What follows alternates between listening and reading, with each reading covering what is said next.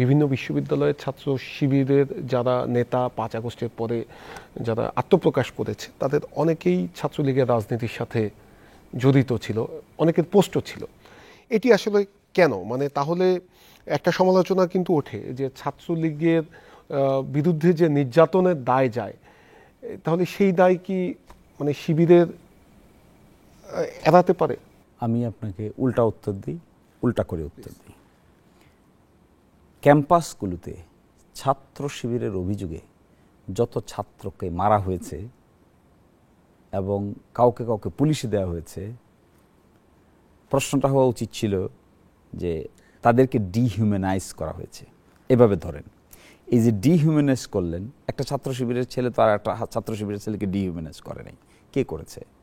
আপনি শাহবাগ থানায় অন্তত অ্যাবাউট ডজন মামলা পাবেন যাদেরকে ছাত্র শিবিরের অভিযোগে হলগুলোতে রাতের বেলা ধরা হয়েছে, মারা হয়েছে, শাহবাগ থানায় হস্তান্তর করা হয়েছে। তাদের অনেকেই, আমি নিজে বিশ্ববিদ্যালয়ের রিপোর্টার ছিলাম, একজন নিরীহ ছেলেকে যখন ধরেছে যে তুমি শিবির করো, তার হাতে তো কোনো অপশন নাই যে আমি ভাই শিবির করি না, সে প্রমাণ দেওয়ার তো কোনো অপশন নাই, কারণ শিবিরের কমিটি আমরা কখনোই পাইনি, প্রেস বিজ্ঞপ্তির মাধ্যমেও পাইনি। তো আপনি এই বিষয়টা নিয়ে কি বলবেন? হ্যাঁ, যেমন ধরুন আপনি এই যে বিশ্ববিদ্যালয় পর্যায়ে ছাত্রকে শিবির সন্দেহে মেরে পিটিয়ে মেরে ফেলা হয়েছে, হ্যাঁ, আপনার তাহলে এখন প্রশ্নটা দাঁড়াচ্ছে,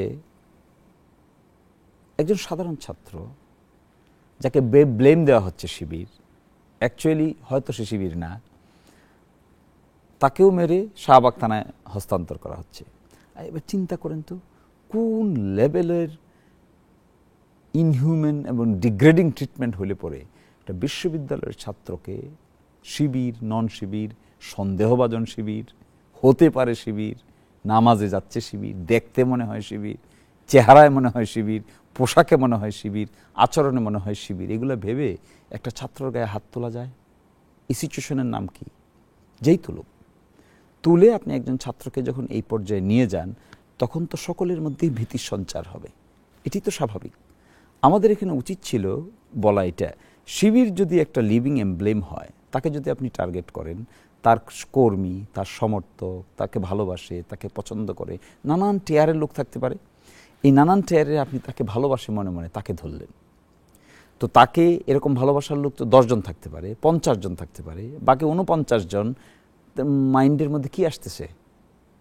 সে কি প্রকাশ্যে এসে নিজেকে শিবির দাবি করতে পারছে? কারণ তার পাশে একটা লোক শিবিরের সঙ্গে জড়িত না, না সভাপতিও না, সেক্রেটারিও না, কিছুই না। তাকে আপনি এমন একটা ব্লেম দিয়ে মাইরে পিটে হলের গেস্ট রুমে নিয়ে, তারপরে আবার ল এনফোর্সমেন্ট এজেন্সির সহযোগিতা নিয়ে, বিশ্ববিদ্যালয়ের প্রক্টরের অনুমতি নিয়ে আবার শাহবাগে হস্তান্তর করেছে, সে আবার 22 দিন জেল কেটে এসেছে। এরকম একটা ডিহিউম্যানাইজেশন অবস্থায় আমরা কি শিবিরকে ব্লেম করব নাকি যারা করে তাদের ব্লেম করব? আমি তো দেখি আদার ওয়ে রাউন্ড। অবশ্যই যারা করেছে তাদের দায়। আমাকে ধরেন, আমি ঢাকা ইউনিভার্সিটি গণরুমে ছিলাম, আমি এফ রহমান হলে থাকতাম। এক রুমে আমরা 35 জন 37 জন পর্যন্ত ঘুমিয়েছি। আমরা তো বাংলাদেশের শ্রেষ্ঠ শিক্ষা প্রতিষ্ঠানে লেখাপড়া করেছি। আমি জুবিলি স্কুলে লেখাপড়া করেছি, সরকারি স্কুলে, জেলা স্কুলে লেখাপড়া করেছি। আমি ঢাকা রেসিডেন্সিয়াল মডেল কলেজে পড়েছি। আমি সফিস্টিকেটেড লেখাপড়া বলতে বাংলাদেশে যা বোঝায় তা করেছি। আমি ঢাকা বিশ্ববিদ্যালয়ে ভর্তি হওয়ার প্রথম পুরস্কার কি? 37 জন রুম বিশিষ্ট গণরুমে থাকা। আমার সাইকোলজিতে তো সাংঘাতিক এফেক্ট হয়েছে।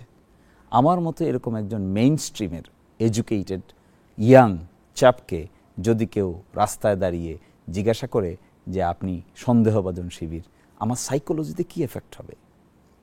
আমার তো আপনি সাইকোলজি ডেস্ট্রয় করে দিচ্ছেন, আমার স্বপ্নকে ডেস্ট্রয় করে দিচ্ছেন। আমি ঢাকা বিশ্ববিদ্যালয়ে কম্পিটিটিভ পরীক্ষায় প্রথম ক্যাটাগরি ছাত্রদের মধ্যে একজন ছিলাম। আপনি আমাকে রাস্তায় দাঁড় করে যদি জিজ্ঞাসা করেন গেস্টরুমে যে তোমার পকেটে কি, তুমি এত রাতে কোথা থেকে আসছো,